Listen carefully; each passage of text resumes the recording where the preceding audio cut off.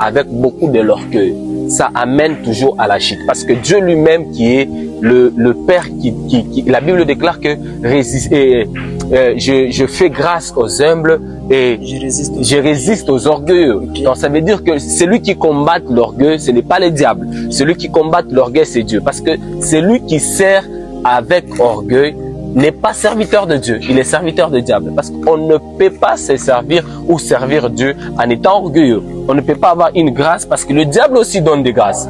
Le diable peut te donner la grâce prophétique. Tu peux commencer à prophétiser parce qu'on reconnaît les vrais par leur manière de faire les choses. Et qu'est-ce qui caractérise le vrai? Nous allons prendre Galates chapitre 5, je pense, le verset 23 qui nous parle de 9 fruits du Saint-Esprit. Vous allez remarquer que celui qui sert Dieu en esprit et en vérité, il sert avec ces dons-là. Il sert avec cette grâce-là. Il a l'humilité, il a l'amour, il a la bienveillance. Donc, ces grâces et ces dons-là demeurent en lui. Et ces fruits-là est palpable.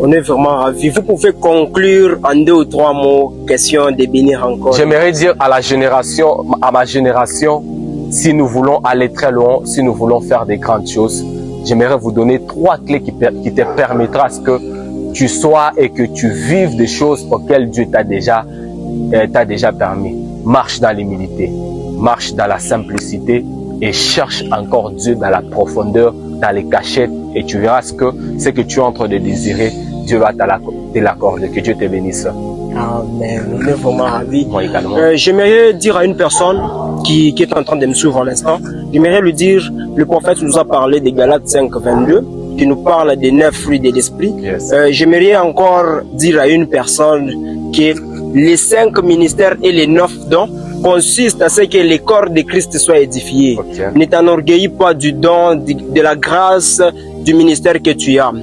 Sois humble, vis dans la simplicité. Ça sera c'est pour la gloire de Dieu. Ciao, à la prochaine.